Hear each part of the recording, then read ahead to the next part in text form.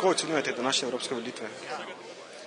Ne morem jih še oceniti, lahko v tem trenutku ocenim samo volilno udeležbo, ki je pokazala, da je prišel na volitve le vsak četrti volilec ali volilka, kar je manj kot je bilo pred 5 leti.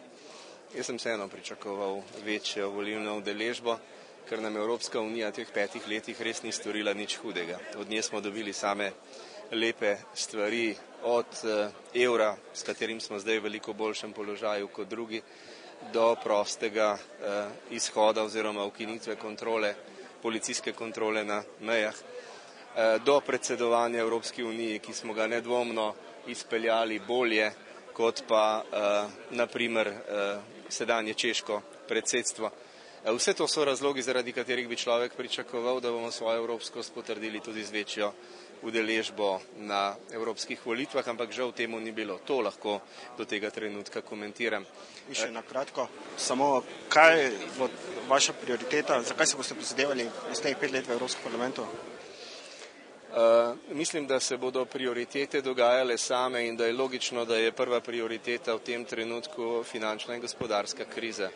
Zato bom jaz podprl morebiten predlog, da imamo tudi izredno sejo Evropskega parlamenta takoj po prvi ustanovni seji, ker mislim, da trenutne razmere zahtevajo, da to naredimo zdaj. Evropejci in evropejke to pričakujejo in zato bi bilo korektno, da to tudi storimo.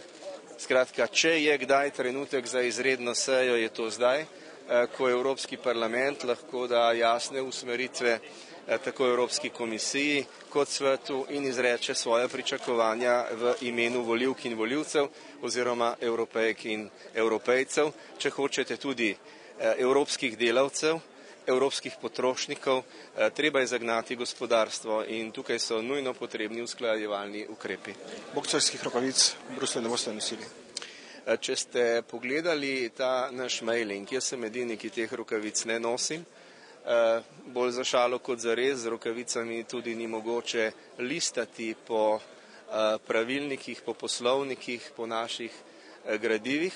Je pa bila naša kampanja dovolj slikovita in zanimiva, da so se ljudje na njo odzvali in se bom tudi pohvalil. Bili smo edina stranka, ki je prav v vsako slovensko gospodinjstvo poslala svoj letak, na katerem je enakovredno predstavila vseh 7 kandidatov, ne le nosilca.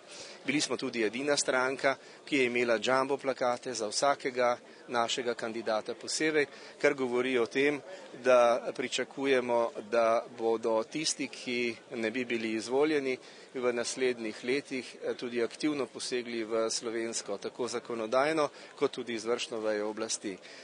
Liberalna demokracija Slovenije je stranka v vzponu. Sedanji rezultat kaže, da smo podvojili rezultat, ki smo ga dosegli na državnozborskih volitvah v zelo kratkem času. Zaupanje v nas se krepi in zagotovo je stranka po prenovi, po vsej krizi, ki jo je imela v prejšnjem mandatu državnega zbora, danes veliko močnejša, kot je bila še pred pol leta.